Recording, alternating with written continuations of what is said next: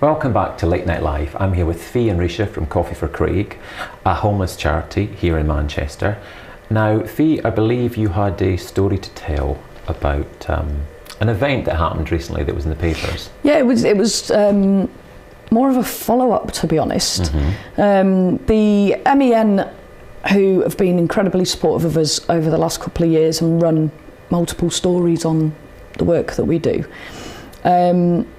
picked up on a court case of a gentleman who had assaulted me at one of our street kitchens. It was a Tuesday just before Christmas.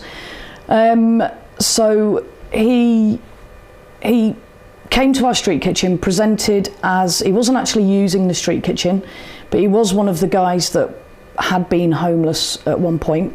So I did know of him. He presented very upset, out of control, throwing himself around. It was very obvious that he was on some kind of substance or had been drinking very heavily. So in order to reduce the risk to himself and the general public, I tried to kind of calm him down, tried to sit him down and ascertain what we could do to support him to get him home or to get him to a place of safety. And eventually we ended up calling a PCSO or calling the police, just to ask for some assistance, because he wasn't calming down, and he was by this point he was trying to throw himself out in front of buses and he was acting in a suicidal manner. So the right thing to do is to phone the police. So we phoned the police. He then became quite aggressive and he spat in my face. Some of the spit went into my mouth, and we kind of tag team. When we have someone who's very difficult to deal with, we kind of tag team. So we were tag teaming in and out, and it just so happened that it was myself that became the victim of this attack. He was then taken away by the police. Ambulance tried to take him. It was then ascertained that he'd been on legal highs, drinking, and he'd been taking MDMA during the daytime. But this story then broke that the gentleman had HIV. His name was all over the papers. His HIV status was also released. And, you know, this big story about how I was having this awful anxious wait over Christmas to see if I had contracted the virus, basically. And I kind of really just wanted to get the point across there that I have been misquoted. I didn't have an anxious Christmas period waiting to see if I'd contracted HIV. And it kind of really annoyed me that this story's been put out there that alludes to the fact that you can contract HIV through saliva, which is absolutely ridiculous. You know, I mean, how many people are going to read these stories? And it even went in the Mirror over the weekend. So we had it in the MEN twice and then in the Mirror, and I think one of the other online papers picked up on it and they ran with it. And really the point that I wanted to get across when I was talking to the journalist was how, you know, you are working with a very specific clientele of people that you need to be aware. You need to wear protective personal equipment, for example. You need to make sure that you are aware of bloodborne diseases, viruses, and that the work that you're doing could potentially be dangerous. So it was kind of a bit of a heads up and a bit of a warning to the families that go out and feed over Christmas and over holidays and things. But it was also really to, you know, not for 1 second did I think that this guy's HIV status would then be plastered all over the papers. Yeah. And his name, as you say. And his name. Yeah. And I know obviously when you commit a crime, you lose your right to anonymity, and I understand all that. But my question really was, should that extend to your HIV status? And how would I feel if that was, you know, someone in my family? They go out, they make a mistake. I mean, it did transpire that he'd been in court that morning and was given a suspended sentence by the judge He then hit the same judge again the next morning with this assault on top. So obviously he ended up serving a custodial sentence. So it wasn't just about he got 9 months for spitting at me. There was previous, and there is a long history of previous from what I can gather and what's been in the papers, but I really didn't feel the need for his HIV status to be published in national newspapers with his name, to be honest. And I felt it was really unfair on the guy. It's just not fair. It was as well, it was the myth that the statement that you might catch it through saliva, which is so very misleading, because for years, for years and years people have campaigned for HIV, have said, you know, tried to dispel any myths that have been branded around in the 80s. It was horrendous, and I remember that. And so for years and years people have been trying to dispel it, and all of a sudden it's broken awful, again. Isn't it? It's absolutely awful. And it's just dreadful.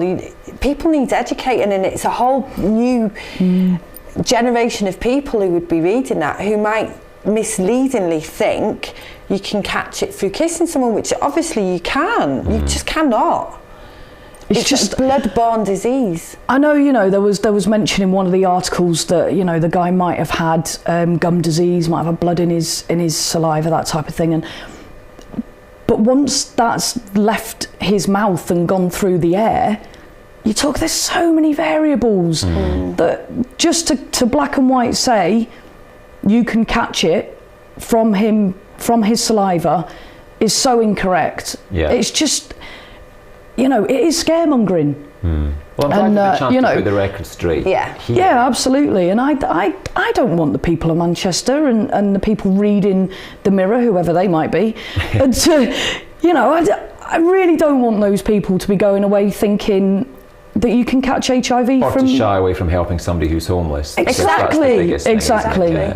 Well, but people do need to be aware that it is dangerous. It's not, you know, it's not hearts and flowers and roses and situations all the time. Absolutely. I think people need to be aware that you need to go in with an organisation or a charity who have the correct procedures, they have the correct insurance, they have the correct policies and procedures to follow, they have training, they have people. You haven't just set this up on a whim, you've done all the background work, the research, and you need to have people who know about sort of vulnerable people and how to safeguard, because you've got so many confidentiality, you've got safeguarding, and I see on Facebook all the time people plastering people's names, where they sit, where they sleep, and these are very vulnerable people that we're looking after, that we're trying to protect, and we're trying to, and you cannot do that. You need to think about it and think, if it was Craig, I would have been devastated if people had put where he slept.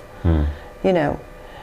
Yeah, that's kind of. I mean, we do have people's pictures. We do have their names if they give us permission. Yeah. But we'll tell them exactly where we're going to put it. What you're going to whether do it's going to be our Facebook page, whether it's going to be just the website, or both, or Twitter.